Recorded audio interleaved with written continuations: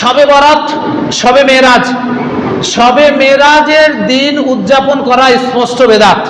আর শবে বরাতের রাতের ফজিলত আছে, তবে সেই দিন নির্দিষ্ট কোনো রাকাত করা, নির্দিষ্ট রাকাত নামাজ পড়া, নির্দিষ্ট কোনো আমলকে গ্রহণ করে নেওয়া বিদআত। কয় না যে শবে বরাতের নামাজ হচ্ছে 12 রাকাত, বলে না যে একবার সূরা ফাতিহা, 3 বার সূরা কাফিরুন আর 11 বার সূরা ইখলাস দিয়ে পড়তে হয়। এই যে আপনি শরীয়তকে নিজের মতো বানিয়ে নিয়েছেন, এটা বিদআত।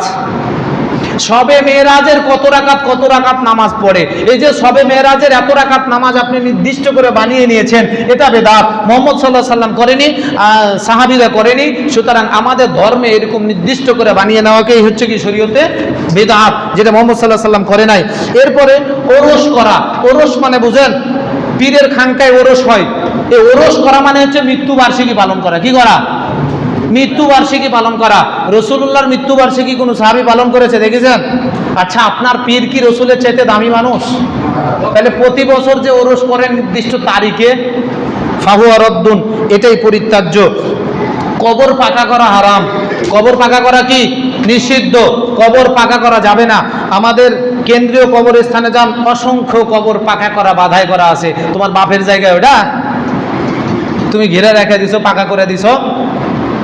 7 দিন পর সরকার ভেগুদে কাটা সমান করে দিবে, কারণ মানুষ মাটি দেওয়ার সময় পাবে না। তোমার জায়গাতে আর একটা মাটি হইতো না, আজ 30 বছর 40 বছর আগে মারা গেছে, মাটিটা সমান হয়ে গেছে, মাটির অস্তিত্ব নাই, কিন্তু ঘিরে রেখে দিয়েছেন আপনি ওই জায়গা। ওইখানে তো আর একটা লাশ রাখা যাইতো না।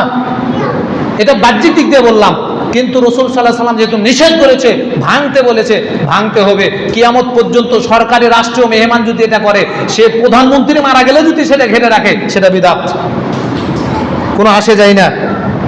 এরপরে হাদিসে বর্ণিত দরুদ ছাড়া, হাদিসে বর্ণিত দরুদ ছাড়া অন্য কোন দরুদ ইবাদত মনে করে নিজে মন গড়া দরুদ তৈরি করে পাঠ করা, যেমন কি, যেমন হচ্ছে আল্লাহুম্মা সাল্লি আলা সাইয়্যিদিনা মাওলানা মুহাম্মদ, ঝাঁকে ঝাঁকে আপনারা ওই যে মিলাদে বসে বসে বলেন, এটা কিন্তু কোনো হাদিসে নাই। আল্লাহুম্মা সাল্লি আলা সাইয়্যিদিনা মাওলানা মুহাম্মদ, এটা কিন্তু কোনো হাদিসে নাই। এটা মানুষের বানানো। মানুষের বানানো যেগুলো রসুলকে লিয়ে, রসুলের শানে যেগুলো বানানো হয়, এগুলো সর্বোচ্চ কি? সর্বোচ্চ নাতে রসুল বা রসুলের উপরে কি ইসলামী সঙ্গীত বলতে পারবো, আরবিতে বলেন আর বাংলাতে বলেন, কিন্তু দরুদ বলতে পারবো না। যে দরুদ মনে করে করবে, ওই বেদাত করবে। হ্যাঁ, আপনি রসুলকে ভালো লেগেছে, রসুলের শানে একটা ইসলামী সঙ্গীত তৈরি করতে পারেন, এটা সমস্যা নেই, কিন্তু এটা দরুদ বলার অবকাশ নাই। এটা কি বলার অবকাশ নাই? দরুদ বলার অবকাশ নাই। আচ্ছা বলেন তো, আপনাদের ওই দুয়ার মাহফিলগুলো তো দরুদ মনে করে না? হ্যাঁ।